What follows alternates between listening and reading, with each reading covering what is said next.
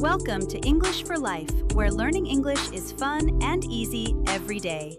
Hey, English learners. Welcome back, your cozy little place to learn easy English through real, everyday conversations. I'm Anna. And I'm Jake. And today's conversation is about a kind of strength that does not need to be loud. Yes. Today we're talking about calm, real calm, the kind that stays steady when a moment is trying to pull you apart. And before we begin, we just want to take a moment to say thank you. Yeah, really, thank you. Thank you for your likes, your kind comments, your support, and all the love you keep sending to this channel. It honestly means a lot to us. It really does, because every time you listen, every time you leave a comment, every time you share your thoughts with us, it makes this space feel more real, more alive, and more special. And yeah, we see your comments. We read them. We smile at them. Sometimes we laugh. Sometimes we get a little emotional too. Yes, sometimes very emotional. Because there is something really beautiful about knowing that people from different places, different lives, and different stories are all meeting here through English. And lately, we've been seeing one question again and again in the comments. Yeah, a lot of you ask, is just listening enough to improve my English? And first, if you've ever asked that question, we want to say something very clearly. Please do not underestimate what listening is doing for you. Really, don't underestimate it. Because listening is not nothing. It is actually one of the most important parts of learning a language. Every time you listen, your brain is learning the rhythm of English, The sound of English. the feeling of English, The way real sentences move. the way words connect. And the way ideas are expressed naturally. And sometimes, progress feels invisible at first. It does, because you may not speak fluently today. But maybe now you understand more than you did last month. Maybe sentences sound less fast now. Maybe certain words feel familiar now. Maybe you are starting to guess meanings more easily. And that is progress.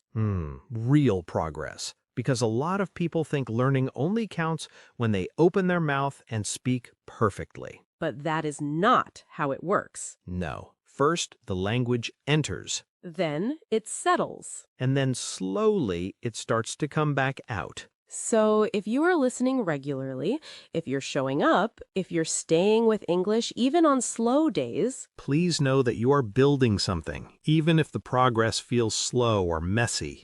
yes, and if you have seen progress in your English, please share it in the comments. Your comment could really motivate someone else today. So thank you for learning with us, trusting us, and growing with us. And maybe that connects beautifully to today's topic, because real growth is often quiet. Aw, we got emotional again, Jake. People are going to say this intro is longer than their life plan. Yes, but honestly, this topic needs a slower beginning. Because calm is not flashy or dramatic. But it is powerful. A lot of people think calm means weakness, softness, or being easy to ignore.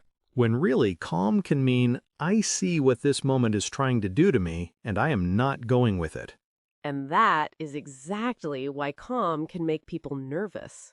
So in today's episode, we're talking about why calm is often mistaken for weakness, why it can make some people nervous, and why, in the long run, calm usually wins. And as always, while we talk, you'll also hear useful English words, phrases, and expressions naturally inside the conversation. This is a B2 level episode, so don't worry if you do not understand every single word the first time. Yeah, just relax, listen slowly, and let the conversation carry the English to you. And later in the episode, we'll have a calm little word tour with some really strong vocabulary connected to today's topic. Very calm word tour. So, if you've ever stayed quiet in a moment where the old you would have reacted badly, Or if you've ever realized that your calm made you look stronger, not weaker, or if you're still learning how to stay steady without becoming cold, then this episode is for you. and tell us in the comments, do you think calm is something people are born with? or something life teaches them the hard way. Ooh, that's a good one. I know. Quiet topic, dangerous question. Exactly. And if you enjoy learning English with us through calm, natural, everyday conversations, don't forget to like this episode, subscribe to the channel, and share it with someone who might really need it. All right. Let's begin. Why is calm so often mistaken for weakness?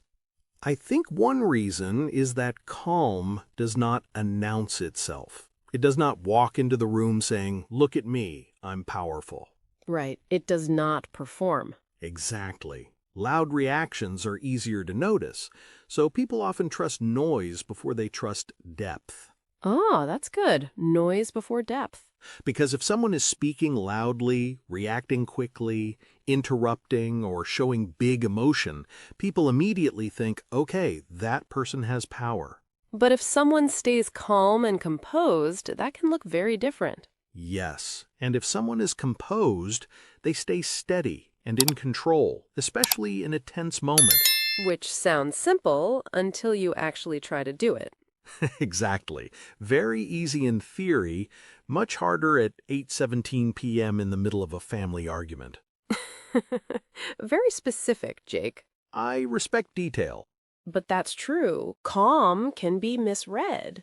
Yes, if someone is misread, people understand them in the wrong way. So they look at a calm person and think, weak, passive, easy to ignore.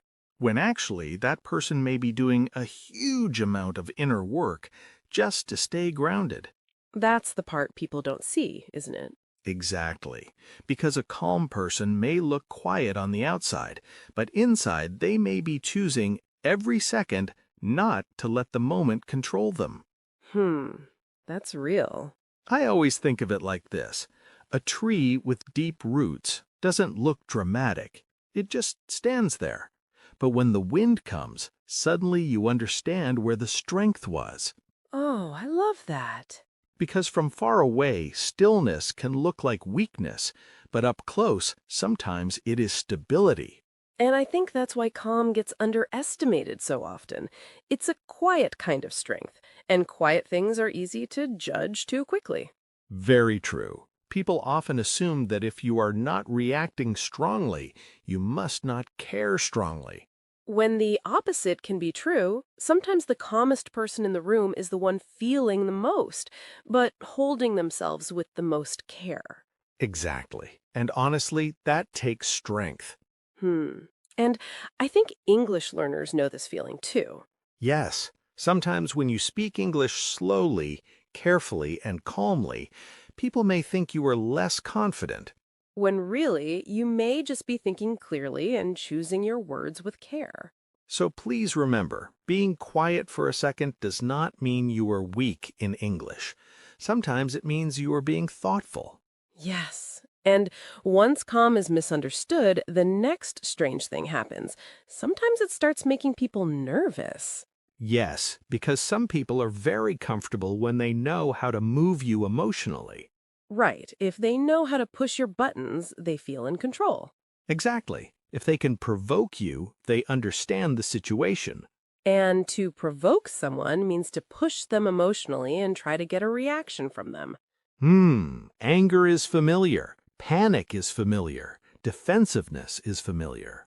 But when someone stays calm, suddenly the usual script stops working. And that can make the other person feel unsettled. Yes, if someone feels unsettled, they feel a little uncomfortable, shaken, or unsure.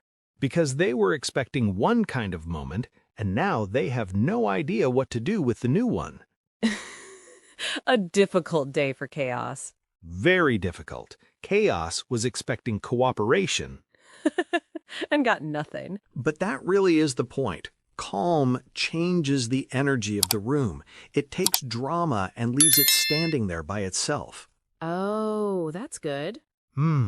It's a bit like someone throwing a ball hard at a wall and suddenly realizing the wall is not there. Their own energy keeps going. Wow. Yes, that's exactly the feeling. And I think that's why calm can feel powerful without doing much. It doesn't chase the chaos. It just refuses to feed it. And that refusal says something. It really does. It says, I see what's happening, and I'm not joining it. Which can be deeply confusing for people who expected a fight, a panic, or a performance. And honestly, this happens in English too. Yes, sometimes people expect learners to panic when they forget a word or make a small mistake. But when you stay calm, smile, and keep going, the whole conversation feels different. And that calm can actually make you sound more confident, even before your English becomes perfect. That's such an important point, actually. Because calm is not only about what happens around you, it also changes what happens inside you. Yes, because calm protects your clarity. Right. And clarity means being able to think clearly and see what is really happening. Exactly. Pressure makes the mind noisy. It makes everything feel urgent even when it isn't. And then people speak too fast, explain too much, or make decisions they regret later. Which is why calm helps you stay grounded. Yes, if you are grounded, you stay centered and stable instead of being carried away by emotion. I always think of pressure like bad weather. When the emotional wind gets strong, it becomes very easy to lose your balance. But if you are grounded, you do not fly away with every feeling. Exactly. You can still pause. You can still think. You can still notice what matters. And that matters so much because one rushed sentence can create 10 new problems. Honestly, yes. Human beings are amazing at turning one emotional moment into a full week of inconvenience. Very true. Calm gives your mind a little room before your reaction arrives. And sometimes that little room changes everything. That's the real value, isn't it? Calm doesn't remove pressure, but it stops pressure from taking over your thinking. Exactly. It keeps your mind available to you. And for English learners, this point is huge. Because when you panic while speaking English, you often lose words you already know. Yes, your English didn't disappear. Pressure just got there first. So calm protects your clarity in English too. It helps you remember, pause, and keep going instead of freezing. Yes, and that changes more than just your thinking. And once calm protects your thinking, it can protect something else too.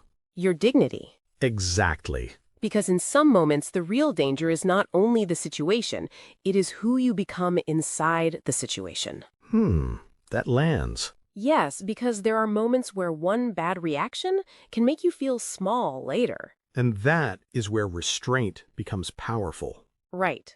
Restraint means holding yourself back from reacting in a way you may regret later. Which can be very hard when you feel embarrassed, hurt, dismissed, or misunderstood.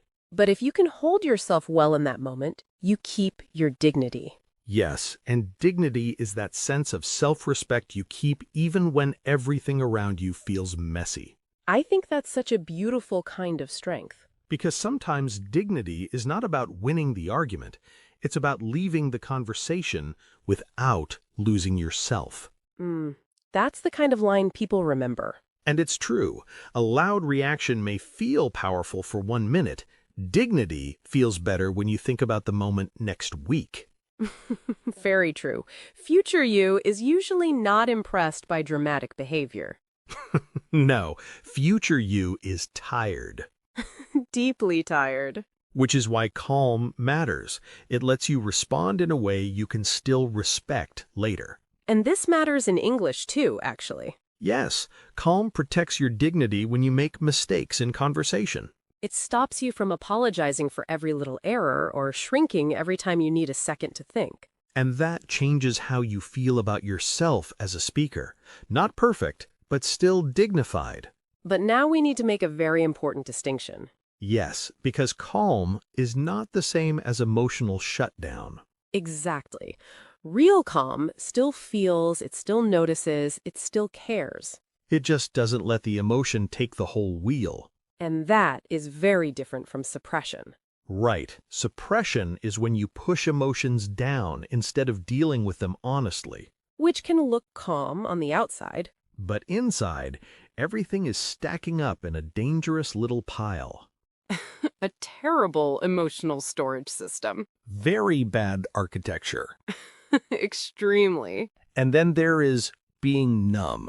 Yes, if someone feels numb, they feel emotionally cut off, like they are no longer really connected to what they feel. And that is not calm. That is disconnection. Exactly. Calm is presence. Numbness is absence. That distinction matters so much because people often think calm means never showing pain, never speaking up, never saying, "That hurt." But no, real calm can say, "That hurt me," without turning into chaos. It can still have boundaries. It can still be honest. It can still say no. So, we are not praising emotional shutdown here. No, we're talking about emotional steadiness, not emotional disappearance. And I think English learners need to hear this too. Yes, speaking calmly in English does not mean pretending you are not nervous. It means you speak even while you are nervous. Exactly. You do not shut down. You stay present and keep going. Which also explains why calm often has a story behind it. And honestly, I think this next point is one of the deepest ones. I agree. Because many calm people were not born that way. No, many of them became resilient through experience. Right. If someone is resilient, they are able to recover, adapt, and keep going after difficulty. And often they become more seasoned, too. Yes. If someone is seasoned, they have been shaped by experience and become wiser because of it. Many calm people used to be much more reactive. Then, life taught them what chaos costs. Oof, yes, that's real. Regret teaches very quickly. So does heartbreak. So does embarrassment. So does the exhaustion of cleaning up your own reactions again and again. And at some point, people just get tired. Tired of overreacting, tired of replaying the same emotional storm, tired of giving every difficult moment so much power. That's such an honest point. Because eventually peace starts to look more attractive than performance. Ah, that's strong. And then their calm changes. It doesn't feel fake. It feels earned. Yes, it has history in it. It has weather in it. Some of the calmest people you meet are calm because life has already shaken them enough. And now they know exactly what they no longer want to become. And I think this is true for English learners too. Yes, many confident speakers are calm now because they have already survived awkward conversations, mistakes, and embarrassing moments. They became resilient through practice, not comfort. So if English still feels messy sometimes, that does not mean you are failing. It may be exactly how you are becoming stronger.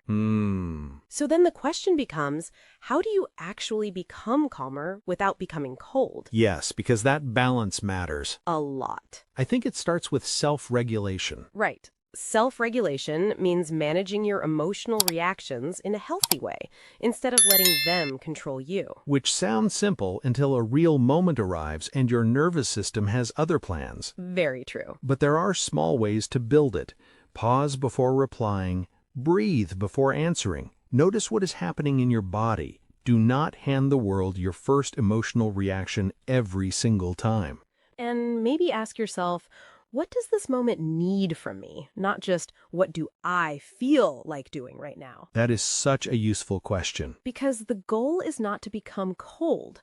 The goal is to become steady. Exactly. If someone is steady, they're emotionally stable and reliable, even when things around them feel shaky. I really love that word. Steady feels warm, not hard, not frozen, just stable. Like a cup of water sitting on a table. The room may shake a little, but the water does not spill everywhere. That image is so good. Because becoming calmer does not mean becoming less human.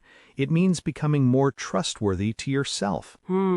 That's the real goal, isn't it? Yes, not to become unreachable, not to become emotionless, just to become someone who can stay with themselves in difficult moments. And honestly, that kind of calm really does win. Not always quickly, But deeply. and often for a very long time. And that is probably the real goal in English as well. Not to become perfect overnight. But to become steady enough that mistakes no longer throw you out of yourself. Exactly. Calm English is not perfect English. It is confident, steady, growing English. And honestly, I think that is why calm leaves such a strong impression. Because people may forget your exact words. But they remember the energy you held. And before we close, let's slow down for our word tour and look again at some of the most useful words and phrases from today. Yes, because this episode was all about something quiet, but very powerful. And the words we used today can really help you talk about pressure, emotions, self-control, and inner strength more clearly. So let's take our time with them.